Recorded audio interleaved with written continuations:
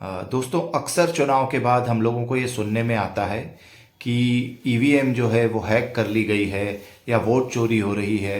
तो इस तरह की बहुत सारी बातें सुनने में आती हैं और उसके बाद कई पार्टियां चुनाव होने तक तो चुप रहती हैं और चुनाव के बाद तुरंत बोलने लगती हैं कि जो पार्टी जीती है उसने जो है वो ईवीएम को हैक कर लिया है या फिर ईवीएम में कुछ चिप डालकर चेंजेस कर दिए हैं और इसके कारण वो पार्टी चुनाव जीती है।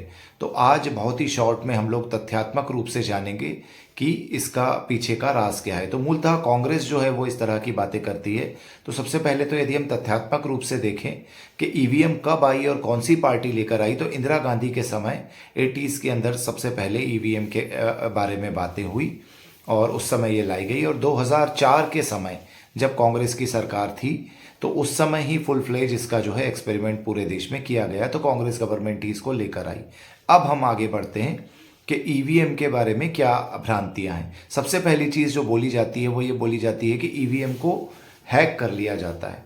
तो इस बारे में मैं कहना चाहूँगा कि ईवीएम कहीं से भी किसी भी तरह से इंटरनेट से कनेक्ट नहीं होती है। तो जो चीज़ इंटरनेट से कनेक्ट नहीं है उसको हैक नहीं किया जा सकता है। अब दूसरी एक चीज़ पर हम आते हैं कि वो बोलते हैं कि उसकी चिप बदल देते हैं। तो यदि चिप बदल देने की बात होती इसके अंदर, तो सबसे पहले जैसे ही ईवीएम के बॉक्सेस आते हैं तो दोनों पार्टियां, पक्ष विपक्ष, चुनाव आयोग, सबको दिखाकर उसके बॉक्सेस को चेक करवाया जाता है चुनाव से पहले। और चेक करवाने के बाद सील बंद करके कलेक्टर उसको वहां पर रख देते हैं और उसके बाद जिस दिन चुनाव होते हैं उस दिन भी सुबह आकर वो चेक करते हैं। तो सभी पार्टी के पक्ष विपक्ष के लोग उसे चेक करते हैं और जिस मशीन में गड़बड़ी दिखती है वो मशीन तुरंत बदल दी जाती है।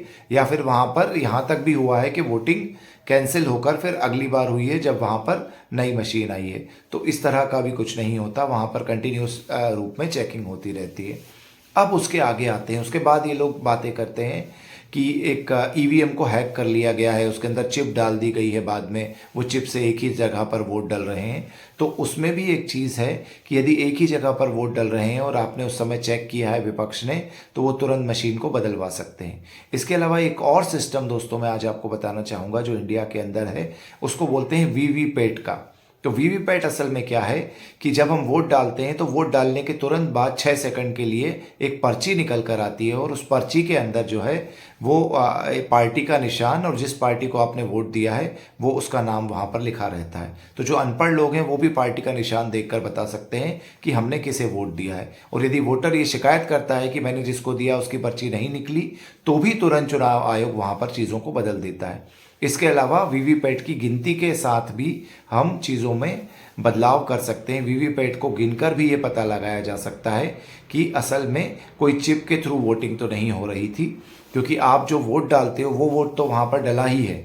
इसके अलावा जो वीवीपैट है उसके अंदर वहाँ पर एक पर्ची भी गिर रही है उसके साथ साथ।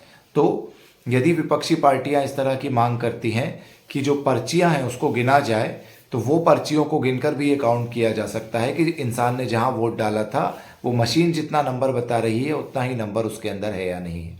तो ये वीवीपैट की जो है ये एक टेक्नोलॉजी भारत में बाद में इसके अंदर जोड़ी गई है, जिसके कारण एकदम परफेक्ट ये मशीन बन गई है और ये सिस्टम बन गया है। और सुप्रीम कोर्ट के अंदर भी जब विपक्ष इस चीज़ को लेकर गया था कि मशीनें हैक हो रही हैं, ये सारी बातें करने गया था, तो उस समय सुप्रीम कोर्ट तक ने ये बात बोल दी थी कि भारत का सिस्टम जो है वो परफेक्ट है और इसके अंदर कोई भी धांधली नहीं है और मशीनें ठीक हैं और वीवीपैट के बाद इसमें हैकिंग या किसी भी तरह का बदलाव संभव नहीं है।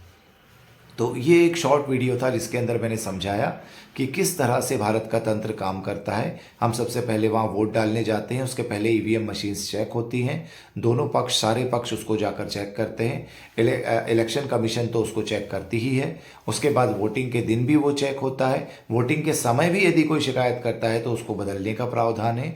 उसके बाद भी यदि किसी को हैकिंग का शक होता है तो इंटरनेट से उसका कोई कनेक्शन नहीं है। उसके बाद भी यदि किसी को शक होता है कि मशीन के अंदर काउंटिंग बाद में चेंज कर दी गई है, तो वीवीपैट के अंदर जो पर्चियाँ वहाँ पर गिर रही हैं उन पर्चियों की काउंटिंग के साथ ही आप ये पता लगा सकते हो कि इसके अंदर कुछ गड़बड़ी तो नहीं हुई है। क्योंकि अगर मशीन का काउंट अलग है और वीवीपैट की पर्ची का काउंट अलग है तो वहाँ पर उस चीज़ को चुनाव आयोग तुरंत चुनाव को रद्द करेगा और दूसरा चुनाव करवाएगा। तो इस तरह के सारे सख्त कानून और प्रावधान हमारे देश में हैं। तो आपको इन बातों में नहीं आना चाहिए कि किसी भी तरह से मशीन के साथ छेड़छाड़ होती है। धन्यवाद।